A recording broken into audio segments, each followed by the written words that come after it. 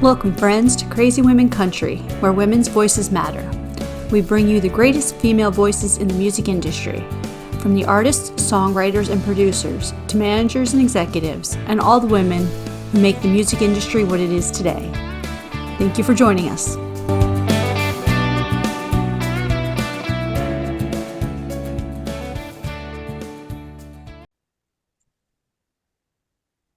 Welcome, friends, to another episode of Crazy Women Country.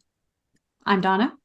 I'm Paula, and today we have Rebecca Richards with us. How are you doing? I'm good, Welcome. thank you. Thank you. Thanks for having me. Oh, you're welcome. You're welcome. So the first question is always the hardest. It gets easier from here on in. Okay. Who is Rebecca Richards? Ooh, interesting question. Okay, so I'm from the UK. I'm from South Wales, Pontypool, if you want to be specific about it, in the heart of the Welsh Valleys in South Wales. I've been here my whole life. I've not really fallen very far from the tree of where I was born.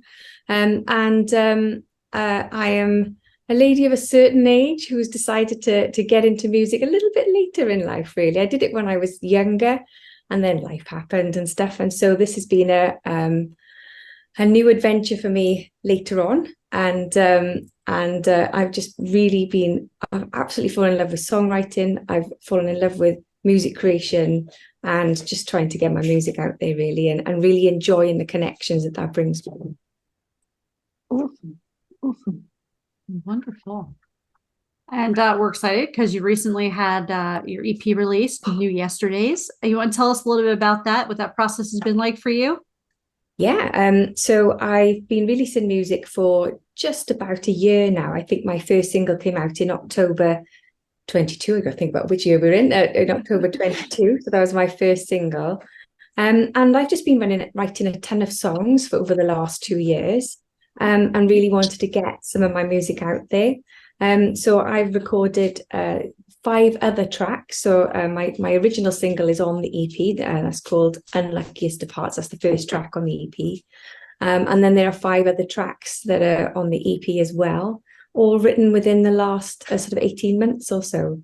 So it's been really exciting, I think, to see from, remembering writing those words down, creating the melodies around them, going into a studio, getting it produced, and then just releasing it to the world. It's been quite an exciting process, really, just to see your babies sort of fly from the nest, as it were, and see how they land, really. So it's been a really exciting, a little bit daunting, but really exciting process for me. Awesome. Sounds like fun. So tell us about your writing process. It varies. Sometimes it starts with the lyrics, more often than not, because I actually find lyrics harder. I think some people just find it easier. So if I'm going to write a song, I'll start with the lyrics, knowing that if I can just craft the lyrics and what it is that I want to say, then I find the music bit a little easier. I don't find that hard to create melodies and create chord structures around it. So the lyrics will usually come first, and I think about what it is I want to say, and I think about sort of what sort of beat I want to write it to. So what sort of type of tempo is the song going to be, and then create something around it musically. That's usually the way that I work. But sometimes it could be just a line. So Unluckiest of Hearts, I literally woke up one morning singing the sort of the main refrain from it, which is really weird. And I thought, oh, that must be a song I know. That's really weird. And I couldn't find it anyway. So I thought, it's mine then, and I've made that up. So yeah, literally woke up singing a line from it because I've been thinking about the song. So I think it must have been playing on my mind through the night, and then woke up singing it. So it's really interesting. So it varies, but generally I start with the lyrics and then make the music around it. That's perfect. Well, have you done any co-writing?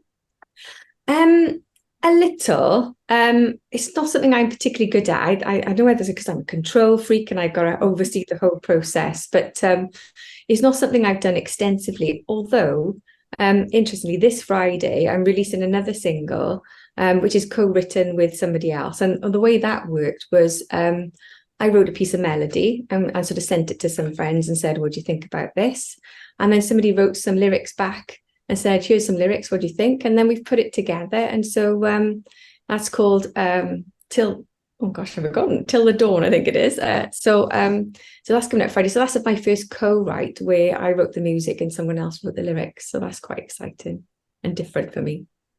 That'd be fun. That'd be fun. So, do you think writing the music's easier for you because of the way you've been trained, or I think is it so. just something that comes a bit more naturally? I think it's a bit of both. It's helpful. I think that I grew up in a musical family.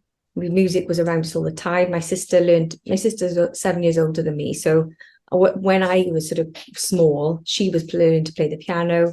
And then I started to learn when I was about 6 or 7 myself, and went all the way through to the age of about 18. And just gave it up simply, the lessons, simply because of school and the pressures and the other things that were going on at the time. But yeah, I learned to play several musical instruments. I was always in bands, choirs, you name it, anything musical. I was in the middle of it, really, in the thick of it. And so I think it was just a natural thing for me to express myself through music, through my youth. And I'd like to think it's just something that's in me anyway. I'd like to think that even if I wasn't trained, it is just something that is me. It's part of me. It's part of who I am. I've always been making up silly little songs. I've got a daughter who's 17, and when she was growing up, we'd make up songs about any nonsense, really. But it's just stuff that we've always done, really. So I think it's just who I am. I just find the music as part of me and as a sort of an extension of who I am, really. That's awesome. So tell me, who are some of your sheroes, some of the women you've admired and loved in music? So the one that springs immediately to mind is Christine McVie from Fleetwood Mac. So I love Fleetwood Mac. I love their music. I love lots of different songwriters, but from a female perspective, I don't know. She writes with such honesty, I think. And I think a lot of people gravitate towards Stevie Nicks, don't they? She's probably the one that people tend to gravitate towards. And perhaps Christine McVie's taken more of a backseat in that sort of a family of songwriters there in Fleetwood Mac. But I don't know why, but her songs always appeal. They're the ones I go to when I'm sort of skipping through Fleetwood Mac tracks. And it's only because I discovered it was she was the one that wrote the songs that they're the ones that I really gravitate towards and really enjoy her music. So she would be my first pick, I suppose, out of female songwriters. Oh gosh, you've caught me on the hop now because I've got lots of male songwriters popping in my head. But yeah, she'd be the main one, really. I'm trying to think now. I've gone completely. Well, you can pick some of the guys too. We're not just all female. We share with the guys. I know. I should be prepared. And then I think from a guy's perspective, I'm so traditional, really. I love Fleetwood Mac. I love the Eagles. So Don Henley would be a massive influence. Glen Campbell, I love Glen Campbell. And actually, it was a real thrill to me because the other week, and I love her music too, I was hosting a South Wales Country Music Festival in Newport in South Wales, and Ashley Campbell was headlining. And so I got to meet her and have my photograph taken with her and say, I love your father.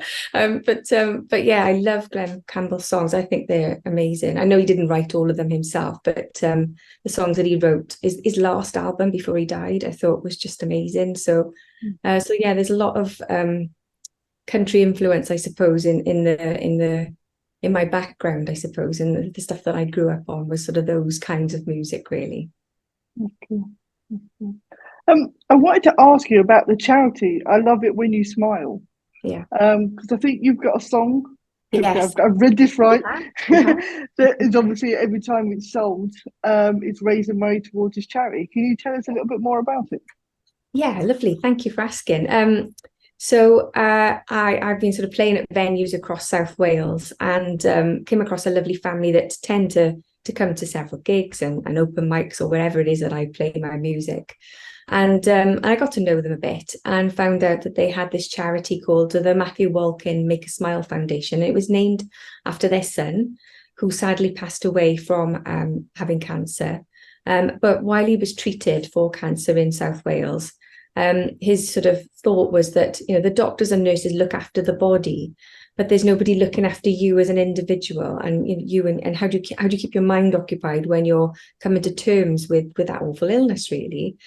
So he set up a proposal where he wanted to set up the charity where he would raise funds for people undergoing cancer treatment, usually young people, but not necessarily limited to, and just to bring a smile. That's why it's called the Make a Smile Foundation. So it could be decorating a child's bedroom, it could be, a Nintendo or whatever the latest sort of technology that kids use at the moment. Or it could be just a sitting room in a hospital to make life a little bit more comfortable for relatives that they're visiting. Yeah. Just anything to make it a little bit easier for those people who are undergoing the treatment. And they've done some wonderful work for families across South Wales. And I just thought I wanted to help in some way. And they're already pretty successful, but I just wanted to contribute because I think they do an amazing job. So I approached them and said, look, I've got a song called I Love It When You Smile. I wrote it in the pandemic when I was missing everyone, and was just trying to say, I love you, I miss you, I miss your smile, was just the sentiment of the song. And asked if they would be happy for me to release it on their behalf. And they said yes. I played the song to them and they loved it. So I've released that as a single it was a year ago now, in December last year. And yes, every time it gets streamed or purchased through Bandcamp or from a website, then the money is just donated to that charity. It's wonderful. Awesome. That's a great job. Yeah, definitely. Yeah. That's where I work in my daytime world. I work on the back end of oncology care. So. Okay. Right. Yeah. Yeah. Tough job, I'm sure. Definitely. So that is a great foundation. Yeah. Go ahead. I say it takes a strong person to work in that field. It really does. Yeah. So to continue on the positive note of smiling and trying to make things better for others, would you like to do the 13 crazy questions? Okay, I don't know if I'm ready for this, but then we'll give it a go. There's no right or wrong answer. And I can promise you we will not get arrested today. Okay. Maybe tomorrow, but not today. That should be our tagline, yeah. I might have to turn that into the tagline. Yeah. I think so, yeah. Okay. Are you ready for this? They're fun, they're easy, they're great. Everybody loves it. So it's cool. Okay, so what is your favorite type of transport? Oh, it's probably controversial. Flying. I love flying. I love to explore new countries. It's not very green, is it? But I love getting on a plane and going somewhere. So yeah, flying. I like that. Oh, wonderful. Finish this line. Today, my favorite song is.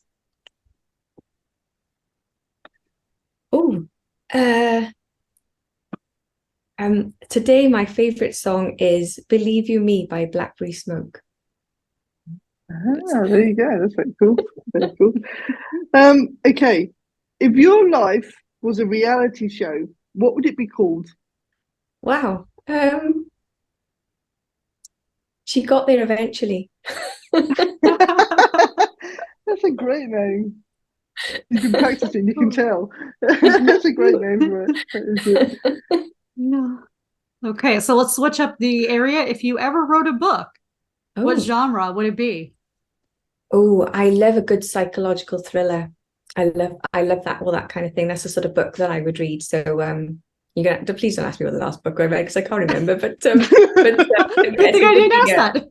It's like any TV show, anything that sort of makes you, ooh, what's going on there? I love a psychological thriller. That's cool. I love that. Okay. What do you do to help yourself relax apart from the music? Away from the music, what do you do? Oh, I was going to say music, so there we are. To take my mind off things. Here's an interest. So it's not really relax, but to take my mind off things, I like to ice skate.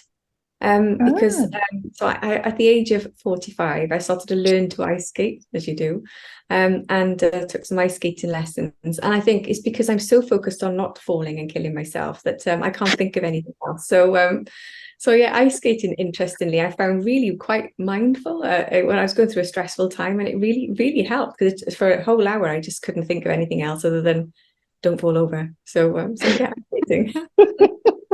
That's love it. It's a new mantra in your head. Don't fall over. Don't fall over. I love it. I might have to try that. I've never tried ice skating. I've done the rollerblades. I used to like speed roller skate, but I'm like, I've never ice skated. Isn't sounds- rollerblading and ice skating the same close thingy? You're all in one line, I guess. From a balance perspective, yeah, but it is quite, because I've tried roller skating, and I liked roller skating when I was little, but I didn't do it very often. It's when we went on holiday and there would be a roller skating, we would go kind of thing.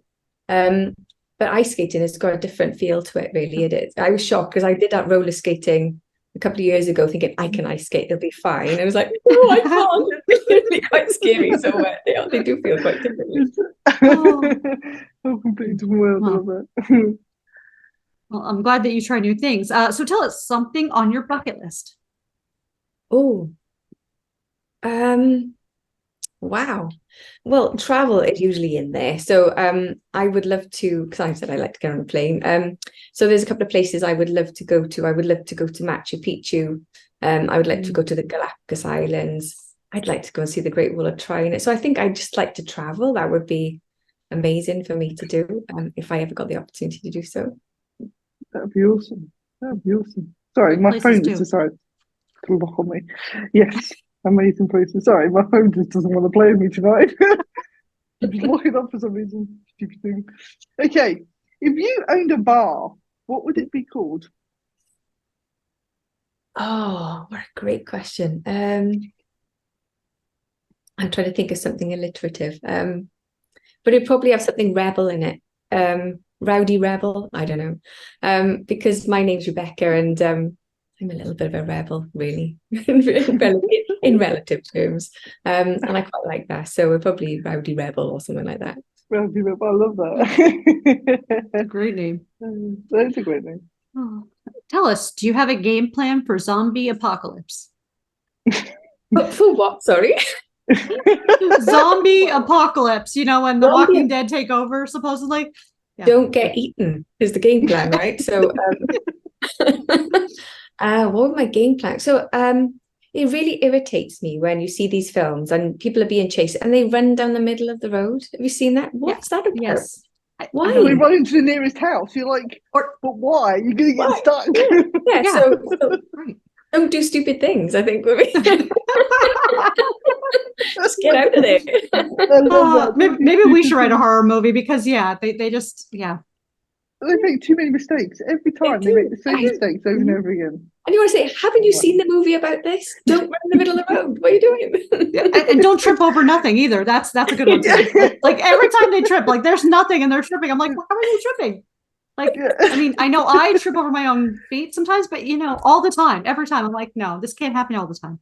Discover it. This is not right. It's not right. Oh, I love it. Okay, what scares you the most? Apart from failure, like, is there an animal? Spiders. I hate them. It's a real phobia, and I hate that I've got the phobia. It really irritates me. I'm quite cross with myself. But I just sort of melt into nothing really when I see one. It's like a little tiny baby one is fine. And interestingly, when I'm digging the garden, I see a spider, because I've got gloves on and I've got stuff on my feet, that's fine. But if I'm in the house and there's a spider crawling across the floor, I fall to pieces. It's rubbish. So I don't tell him this, but I quite often say that I only keep my husband because he's my spider catcher. I love it. I'll keep it hush, don't worry. Yeah, we won't tell him. Shh, don't tell him. Okay, so hypothetically, if I called you and say, hey, Rebecca, I have to hide a dead body. Do you know a good place? Oh, hiding a dead body. Wow. I think I would probably, sounds grim, dig a grave and put the body in a grave, because nobody's going to look there, right? Because it's already a grave, right? Mm-hmm. That's a great idea. Yeah. So there you go. Very random. That's a very logical answer. I like it. Okay. What was your first ever job? My first ever job was working in a chemist. So I guess in the States you call it a drugstore. So we so I had to stack shelves in a chemist. It was a little independent shop, and it was run by the owners. And I used to put price. So this is how long ago it was. I did. Do you remember the? What they might still have? The guns. The guns. I loved doing that. I said you'd have to program. Well, not program. You'd have to switch the dials around and put what the price was, and then just put the gun on all of that. And I was shooting people and things. So yeah, I quite like that. So stacking shelves, serving customers. Never handled the drug side of things, but in terms of the general sort of store stuff, then yeah, I love that. Start putting price tags on your fellow workers. Yeah, that's always good. Definitely. Yeah. It'd be sniggering because I was only 16, 17 going, putting price tags on the back of people and just, you're worth 5 or whatever.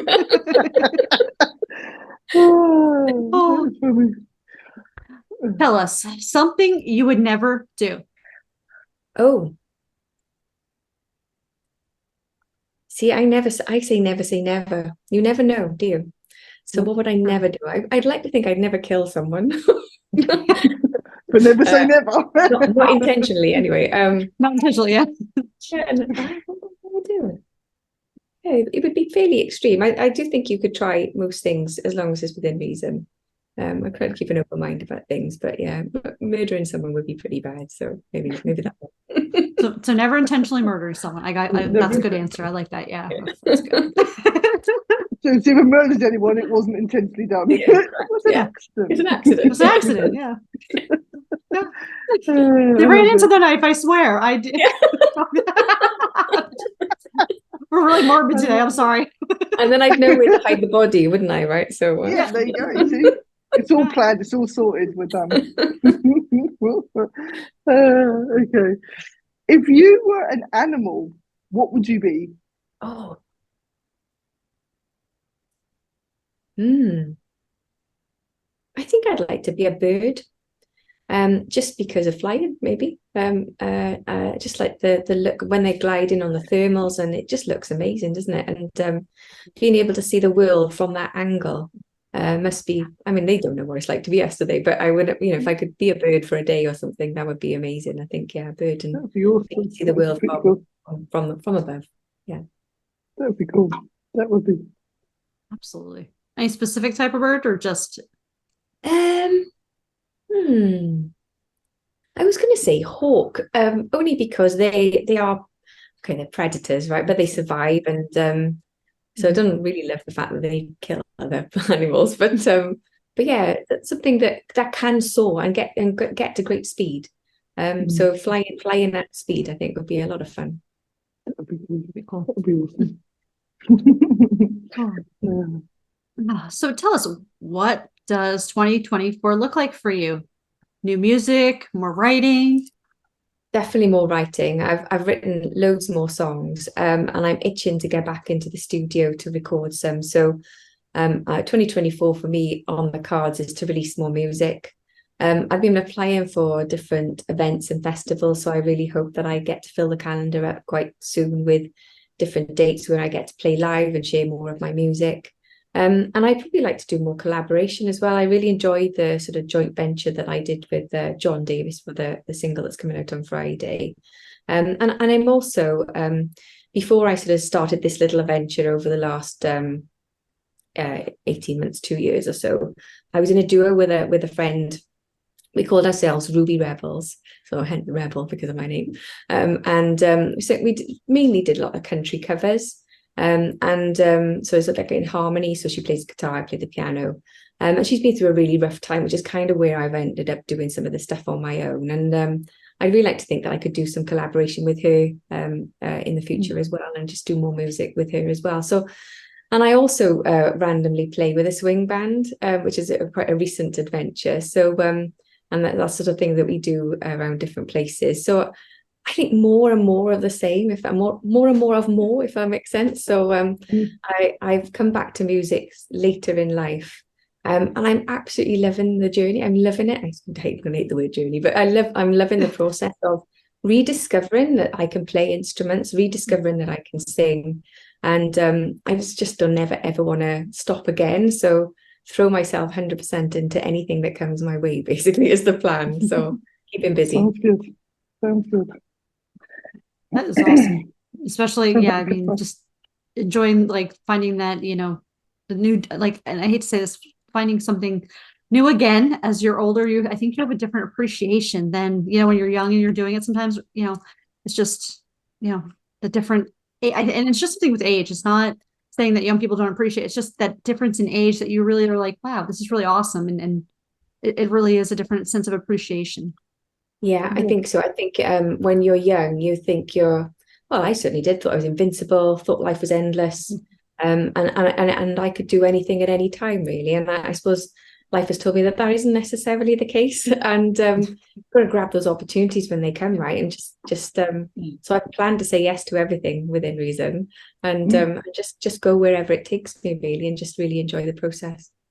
Perfect. Sounds like a good plan. Just no to murdering. Got it. No, that would be a yes. No intentional murders. No, intentionally. It has been great having you on today. Thanks for having me. It's been fun. I really enjoyed your questions. Thank you. It made me think anyway. That's our goal, is to make it, and to make it interesting and entertaining. That's it. Yeah. Oh, yeah. And have a good time. Get to know you. I certainly have a good time. Thank you. Thank you. You're welcome back anytime. Just let us know when you want to be on. And thank you, friends, for joining us for another episode. Have a great day, everyone. Adios. Bye-bye.